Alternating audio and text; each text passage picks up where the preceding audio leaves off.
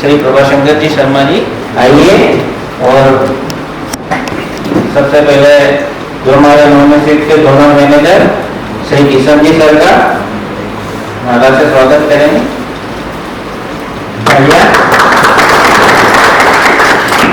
साथ ही जो मध्य प्रदेश के हमारे हेड है नॉमिनेटेड के सुनील जी सर,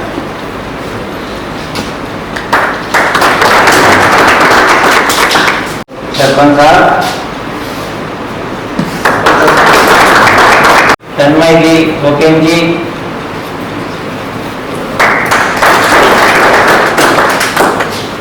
ये हमारे नॉमिनेटेड के डीलर हैं और बहुत बढ़िया किसानों की मदद करते हैं।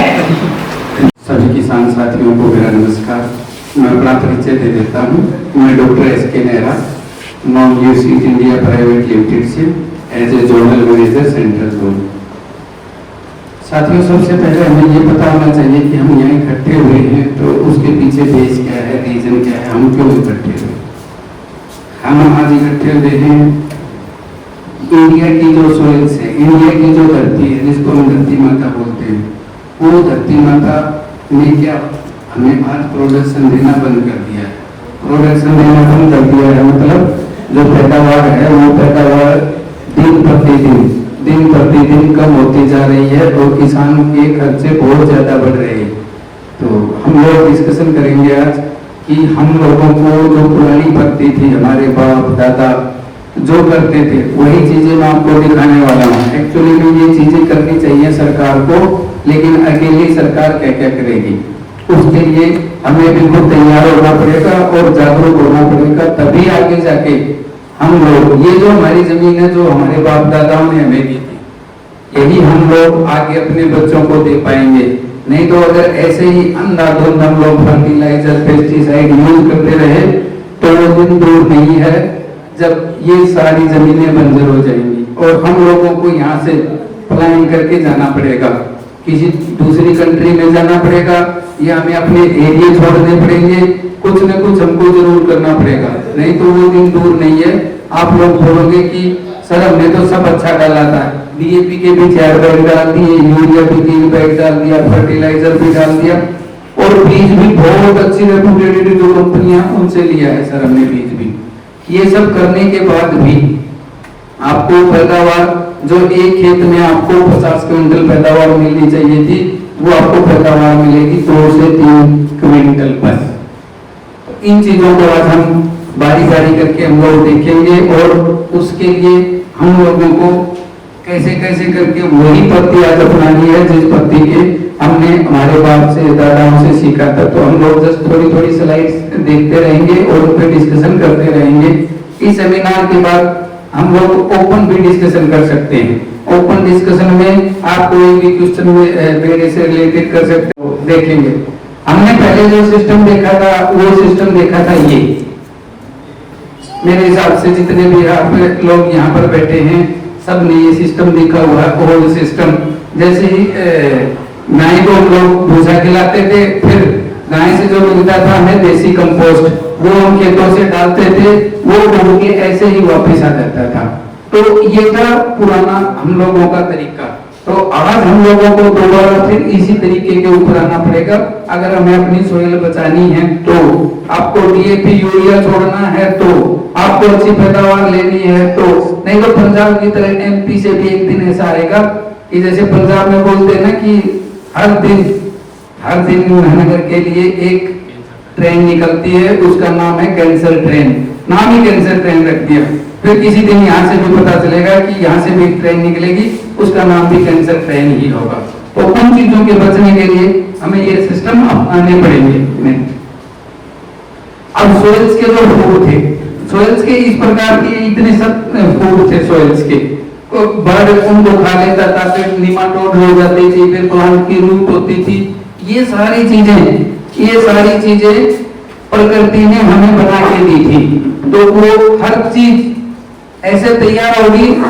रूट्स के अंदर जो फंगस आएंगे, 2 तरह के फंगस होते हैं। एक फंगस होता है जो रूट्स को खत्म कर देता है, दूसरा फंगस मित्र होता है हमारा, जो क्या करता है हमारे पौधे की जड़ों को सुरक्षित रखता है। हमने क्या किया, फंगिसाइड चला चला के, जो फंगिसाइड आए कि आज सर ये चला दो आप, इस कंपनी का है भी है, ये दूसरी कंपनी का है भी है, आज उस कंपनी का है भी है, ये ऐसे फंगस चला चला के जो परजीवी थे, जो अच्छी जो फंगस थी, वो हम लोगों ने क्या कर दिया, वो डैमेज कर दी है, डीएपी, यूरिया, ये सब डाल डाल के। तो ये जो चीजें थी ये हम लोगों ने खत्म कर दी। एक जो सर्कल था, क्योंकि चीजों का सर्कल चलता है 1 2 3 4 5 6 7 8 9 10, यानी कि यहाँ से सर्कल चला, एक छोटी सी चीज पैदा हुई, बड़े कीट ने खा ली, वो चीज उससे बड़े कीट ने खा ली, वो उससे बड़े कीट ने खा ली, वो उससे बड़े कीट ने खा ली, और लास्ट में उस कीट, वो जो कीट था उसकी लाइफ थी 25 दिन, वो कीट वापस मिट्टी के अंदर मिक्स हो गया। यानी कि जो प्रकृति ने हम लोगों को जो चीजें दी थी सर्कल की, वो सारे सर्कल हम लोगों ने आज तोड़ दिए। अब आप सोयल देख रहे होंगे कि ये जो सोइल्स है, ये ऐसी सोइल्स है, इसके अंदर रूट डेवलपमेंट आप देख सकते हैं। दूसरा ये सोइल्स है, इसके अंदर वही धान की खेती है, इसके अंदर वो रूट्स नीचे गई ही नहीं है। अगर रूट नीचे नहीं जाएंगी तो क्या होगा, एटलीस्ट वही होगा, पैदावार कम होगी। क्योंकि आप लोगों ने, हमने और हमारे बाप दादाओं ने सीखा है कि जमीन और घर जब भी बनाए तो जमीन में क्या करते हैं हम लोग, कभी भी देखा होगा कि नींव बहुत मजबूत रखेंगे हम लोग, नींव इतनी मजबूत रख लेंगे हम लोग कि हमारा मकान कभी भी आंधी तूफान बारिश कुछ भी आए, वो हमारा मकान कभी भी ढहे ना।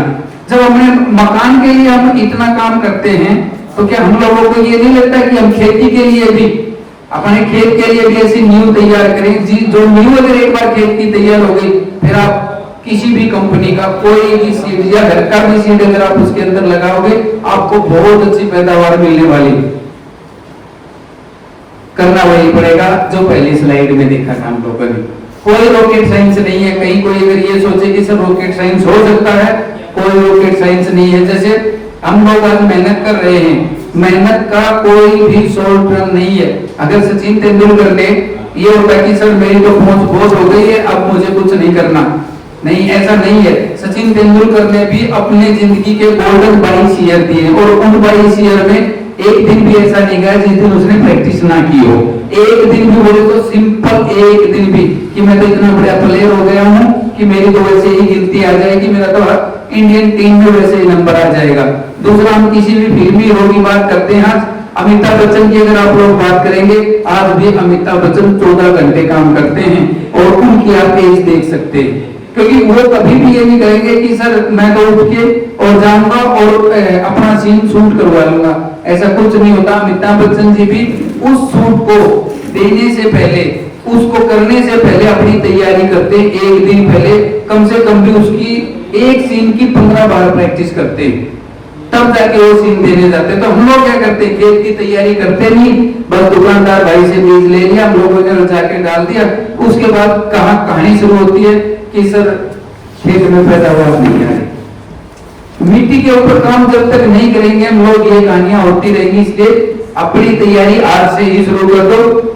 कभी भी आपकी फसल को कीट पतंगे जो लगने हैं वो सिर्फ 5% लगेंगे।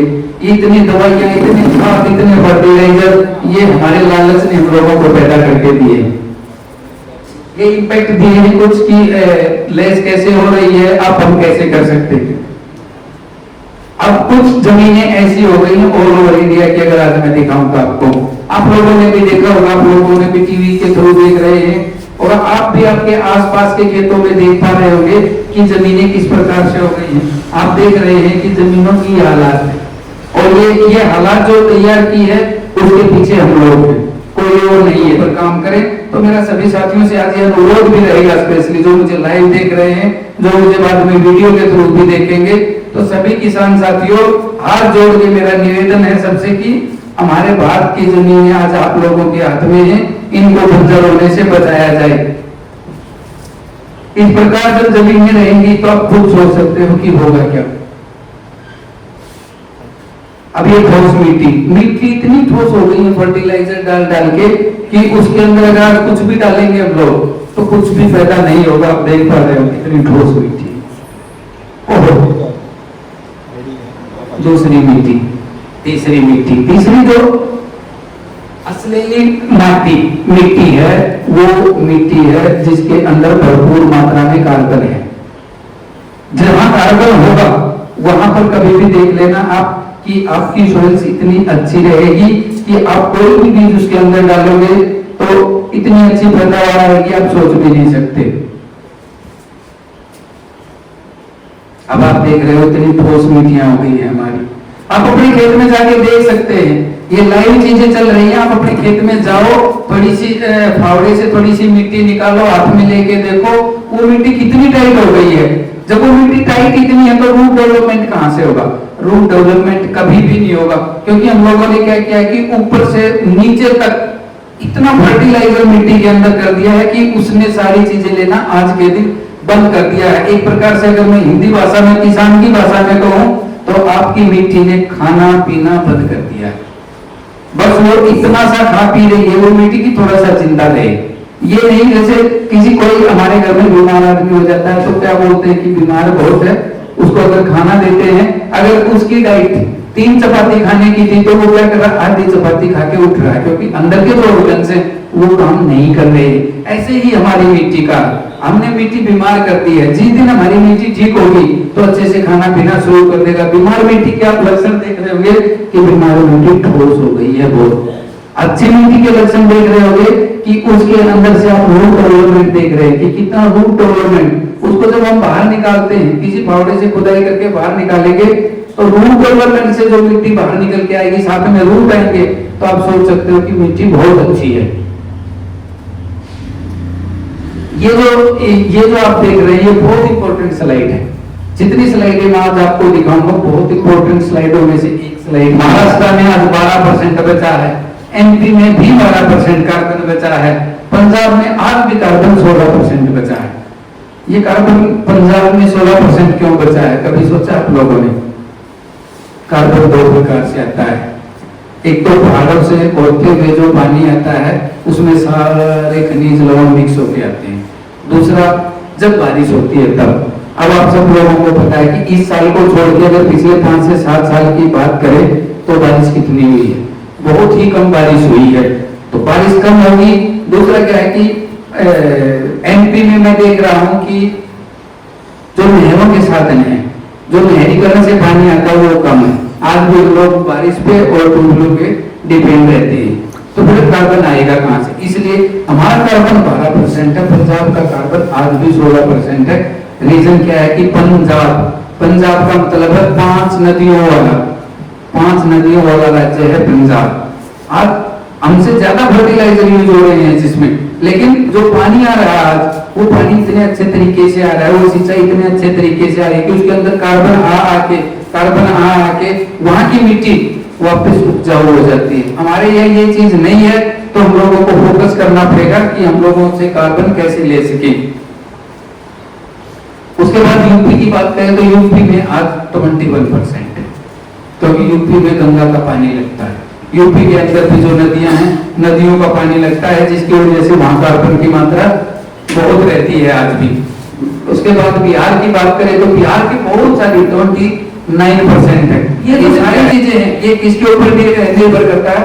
ये निर्भर करता है एक ही चीज के ऊपर कि हम अंदर से कितने स्ट्रॉन्ग हैं। इसलिए हमें अंदर से अगर स्ट्रॉन्ग रहना है तो हमें अपनी मिट्टी के ऊपर काम करना पड़ेगा।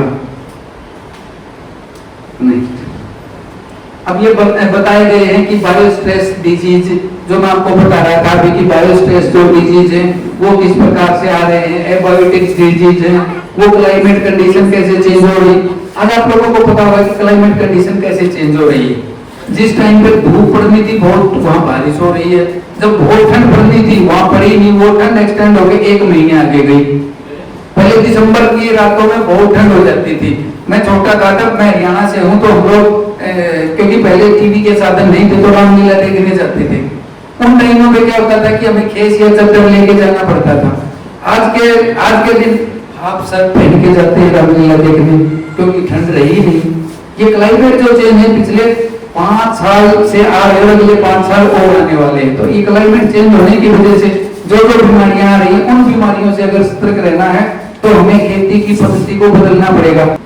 हेल्दी प्लांट के अंदर इंसेक्ट नहीं आएगा, ये सारी चीजें हमने बाकायदा एक एक चीज इसमें मेंशन करके लिखी हुई है, जो मैं आपको ओवरली बता रहा हूं।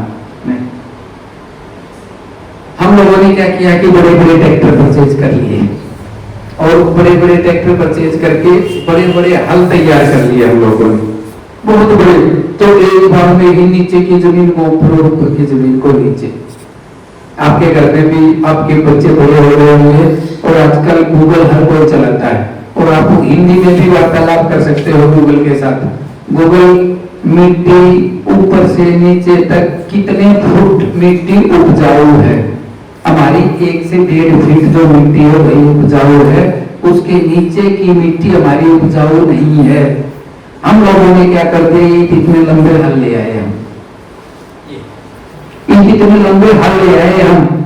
ये हल क्या कर रहे हैं, अब ट्रैक्टर ले 3 सिलेंडर, 4 सिलेंडर, 5 सिलेंडर, उसके अंदर इतनी ताकत है, इतनी ताकत है उस ट्रैक्टर के अंदर, वो नीचे की जो जमीन है, जो जमीन उपजाऊ नहीं है, वो उसको ऊपर लेके आ रहा है। और जाके शाम को हम किसान साथी आपस में क्या बातें करते, 4 बार बुआई करती, अब की बार फसल बहुत अच्छी आने वाली है मेरी तो, लेकिन उसको ये समझ में नहीं आ रहा, उपजाऊ जो मिट्टी थी वो तो नीचे कर दी, कहां से फसल बढ़िया होगी। दूसरा किसान बोलता ले 36-30 ट्रैक्टर ले आया अब की बार नया, अब की बार देखता हूँ मेरे से ज्यादा कैसे बुआई करेगा। नहीं इतनी बुआई की जरूरत किसान साथियों, नहीं है इतनी बुआई की जरूरत, नहीं है जमीन को उल्टा उल्टा उल्टा उल्टा करने की। हमारी जो ये पद्धति थी, किसान के पास जो बैल थे वो बेस्ट पद्धति थी। आज बैल नहीं है, मशीनीकरण हो रहा है, आधुनिकीकरण हो रहा, बहुत अच्छी बात है, मशीनीकरण हो, आधुनिकीकरण हो, और किसान के जो काम है खेती के वो आसान हो, लेकिन पिछली पद्धति को छोड़ेगा इनके ऊपर।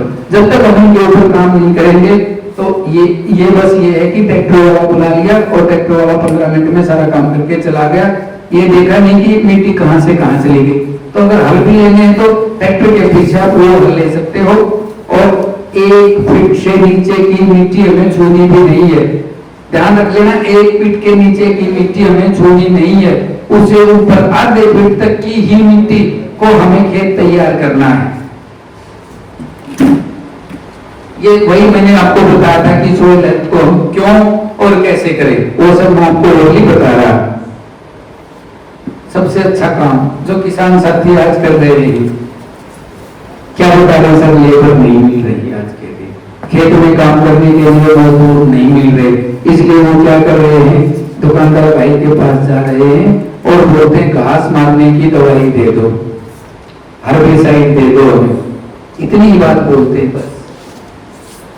उसने भी उठाया, क्योंकि दुकानदार क्या करे, जो चीज आप मांगोगे उसको देनी पड़ेगी, वो नहीं देगा तो उसके भाई से ले आओगे, वो नहीं देगा उसके भाई से ले आओगे आप।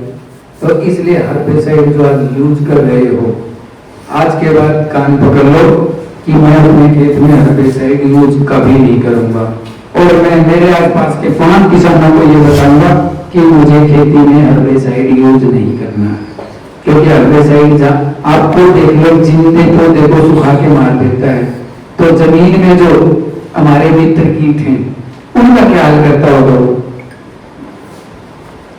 सोचना कभी बैठ के उनका क्या हाल करेगा वो। लेकिन नहीं, हर्बिसाइड मारो, ऊपर की कपास अच्छी है वो निकालो फटाफट फटाफट, इन चीजों से बचना पड़ेगा। हर्बिसाइड मीठा जहर है जमीन के लिए, एक ऐसा मीठा जहर है जो अगर लगातार 3 साल अगर हमने एक ही खेत में हर 3 महीने 4 महीने के अंतराल में अगर वो डाल दिया, तो आप देख लेना कि उस खेत की हालात क्या। हम लोग जैसे बोलते हैं धरती माता, कहां गई माता? अपनी माता को कोई जहर पिलाता देखा क्या आपने आज तक? मैंने तो नहीं देखा कि किसी ने अपनी मां को जाके जहर पिला दिया हो, लेकिन नहीं, उसको माता बोलते हो और जाके शीशी ले आते हो पूरी 1 लीटर की। मेरी माँ बैठी इंतजार में, मुझे जहर पिलाना यार जाके।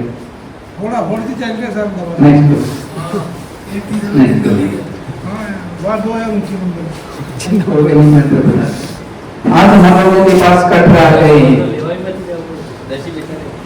आज हम लोगों के पास कटरा आ गए हैं ओपनली। अगर हम बात करें तो ये देखो, ये छोटा कटरा है, ये कम पैसों की चीजें हैं, वो हर्बिसाइड से अगर पूरे साल का हर्बिसाइड देखेंगे और ये कटर देखेंगे ना, तो दोनों बराबर रुपए में आ जाएंगे।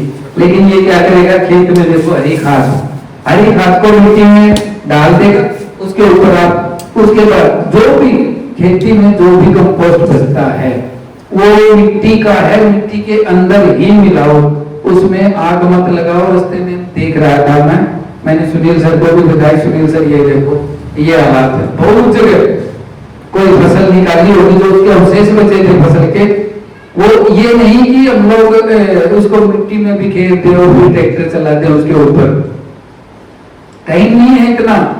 घर जाके चाहे पत्ते खेलने पड़े, फोन देख लेगा, लेकिन ये नहीं है कि जो अवशेष किसके लिए बचे, वो प्रकृति में अवशेष क्यों बनाती, पूरी ही फसल के ऊपर फल लगा देती और मिल जाता।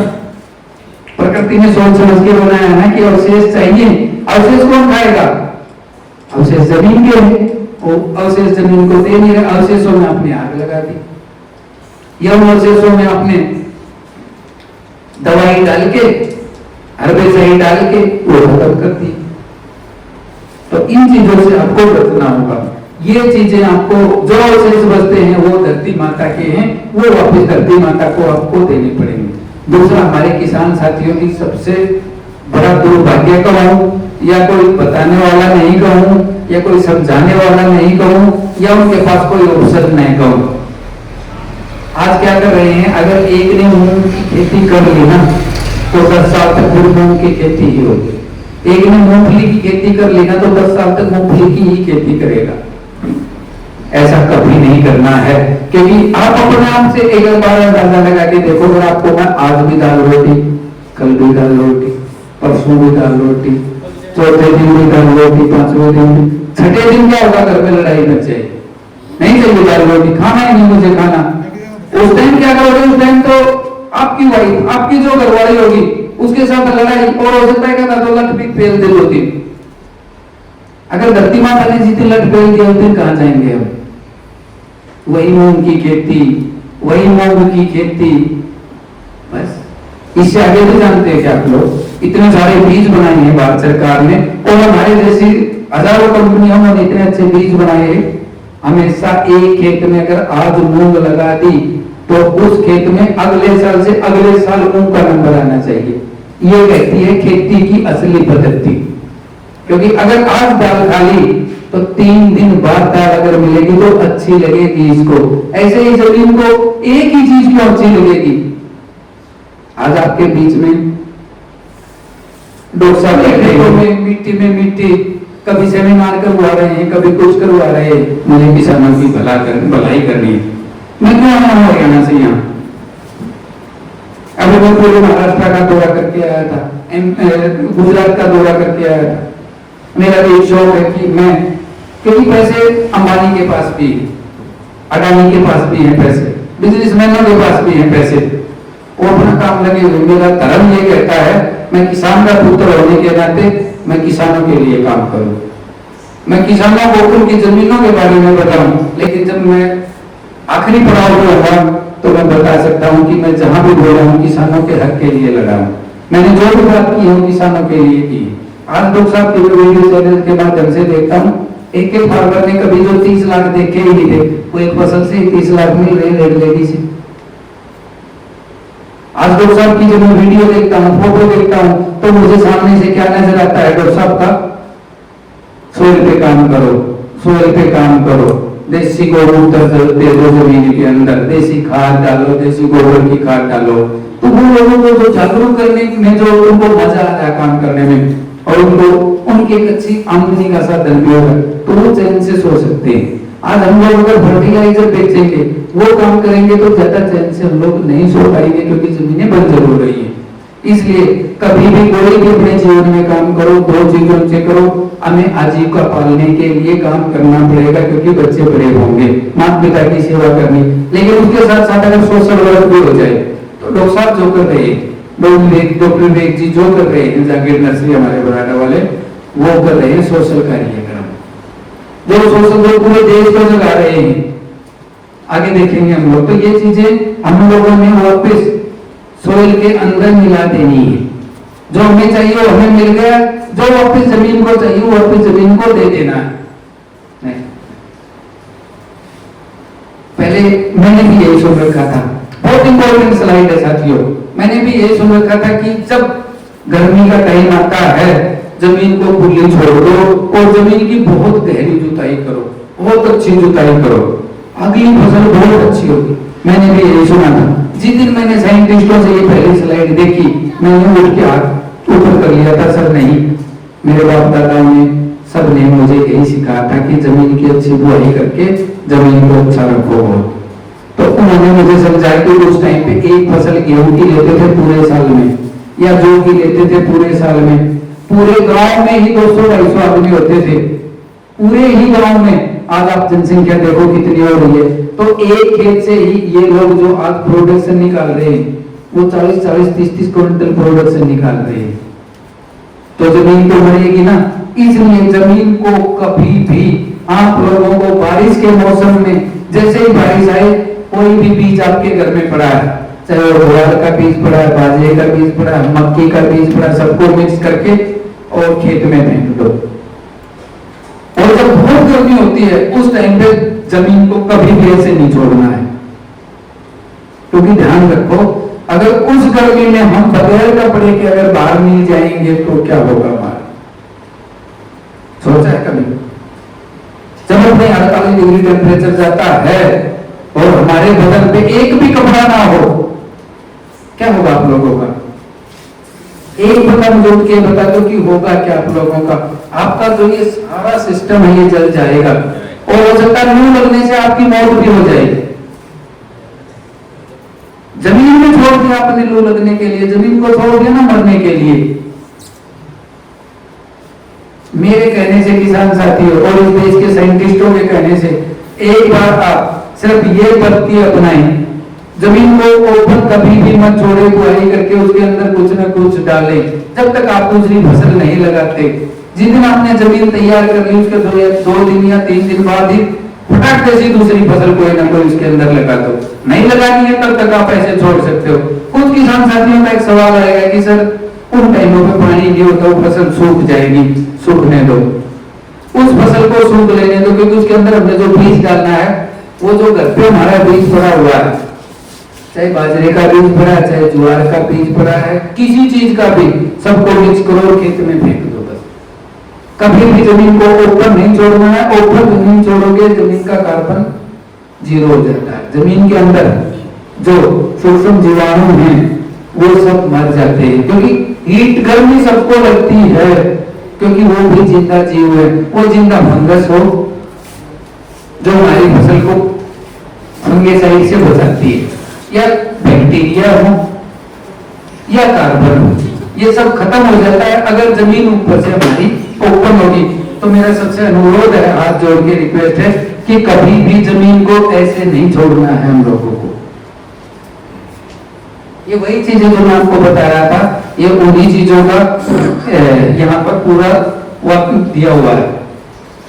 70% of root active, 50% of roots biomass, 3% of ground biomass contribute to increase organic matter. वही ऑर्गेनिक मैटर वाला जो चैप्टर मैं आप लोगों को सुबह से एक ही चीज समझा रहा हूँ, organic matter, organic matter, organic matter. ये वो लोग साइंटिस्ट लोगों ने इसके पॉइंट निकाल के दे दिए हैं बारीकी से, कि अगर जमीन के अंदर ये चीजें रहेगी तो रूट डेवलपमेंट हमारा इतना अच्छा रहने वाला है। अब जैसे पपीते की ही खेती हम लोग करते हैं, पपीते की खेती करेंगे तो पपीता लगेगा 6/8 पे या 7/9 पे या 10/12 पे। वो हर एक किसान की अपनी एक मेंटलिटी है, वो जिस हिसाब से लगाएगा। लेकिन इसका बेस्ट कहाँ से रहेगा? डॉक्टर साहब कितने बाई कितने पे लगवाते हो आप? 6/8। तो अब 6/8 पे जब हम लगाएंगे इसको, या इसको 7/9 पे हम लगाएंगे, तो बीच का जो स्पेस है वो खाली रहता है। खाली स्पेस हमें कभी भी पपीते की खेती के अंदर भी नहीं रखना है। अगर पपीते की खेती के अंदर भी अगर खाली स्पेस रखेंगे तो बात वही आ जाएगी जो हम लोगों ने पिछली स्लाइड में देखी थी। नहीं, ये जो चीजें हैं जो हमने बताई थी आपको कि ये चीजें जमीन का भोजन है। इन्हें ढेंचा ढेंचा ही बोलते होंगे आपके यहाँ भी, ढेंचा ही बोलते हैं। ढेंचे की फसल जरूर से भी जरूर जमीन में एक बार साल में तो जरूर रोटेट कर दिया करो, जरूर, बहुत जरूरत है, बहुत, जैसे जीने की जरूरत है ना हम लोगों को। अगर सांस चलती रहेगी तो ऑक्सीजन चाहिए, ऐसे ही ऑक्सीजन जमीन को कहां से मिलती है? ढेंचे की खेती से, ज्वार की खेती से। सरसों, आपके खेत में सरसों की पैदावार होती है, आप ऐसा भी नहीं कर सकते क्योंकि उस सरसों में से 1 किलो सरसों रख लो आप लोग। अगर 40 क्विंटल सरसों निकली तो 1 किलो सरसों रख लो। जब बारिश आती है, खेत खाली पड़े हैं, खेत की हल्की सी बुआई करके सरसों का बीज फेंका हो पूरे खेत में, उसके अंदर ढेंचे का बीज भी मिला लो, 8-10 चीजों का मिक्सर करके मिला लो, आप उसको छोड़ दो। और जब वो आपका पौधा 1 फीट 1.5 फीट 1 फीट 1.5 फीट आधे फीट का हो जाए तुरंत उसके अंदर ट्रैक्टर चला दो। यही पद्धति थी हमारी पहले भी, आज भी लोग यही पद्धति आप लोगों के साथ शेयर कर रहे। उसके साथ आप इसको ऐसे भी रोटावेट कर सकते हो। कटर से अगर काट के पूरे खेत की अगर डालो, ये कटर एक आदमी अगर सुबह शाम, सिर्फ सुबह शाम अगर लगे तो पूरे खेत को 1 एकड़ को पूरी को 2 दिन में ऐसे कटर से काट सकता है, फिर ऐसे उसके अंदर ट्रैक्टर चला सकता है। अब कई जगह क्या करते हैं कि जैसे केले के बाद, केले की जो खेती है उसके बाद पपीते की खेती करते हैं, वो लोग क्या करते हैं कि उसके बाद जैसे ही पपीते की खेती करते हैं उनके पपीते के अंदर रोग नहीं लगते कभी भी। रोग नहीं लगने का कारण क्या है कि जो अवशेष थे पपीते के, सॉरी केले के, केले का फ्रूट निकाले उसका पौधा बड़ा लंबा चौड़ा होता है, वो जमीन के अंदर कार्बन भी पैदा करता है, खनिज और लवण भी पैदा करता है। तो वो जो उसके अंदर उसके सामने डाल रखे उसकी आप फसल देख सकते हैं। न्यूट्रिशन मैनेजमेंट का एक पार्ट आता है कि वो देखो क्या क्या भोजन चाहिए। जैसे हमें अलग अलग भोजन चाहिए ना, कि विटामिन ए चाहिए, विटामिन सी खट्टे फलों से मिलेगा हम लोगों को, और मीठा अगर हमें खाना, पहले हमारे लोग बहुत हार्ड, जिस दिन खेत में काम होता था क्या होता था कि आज हलवा बनाएंगे हम लोग। हलवा क्या करता है? इंस्टेंट एनर्जी देता है। ऐसे ही पौधे को भी इंस्टेंट एनर्जी अगर देनी है तो हमें कुछ मीठा देना पड़ेगा।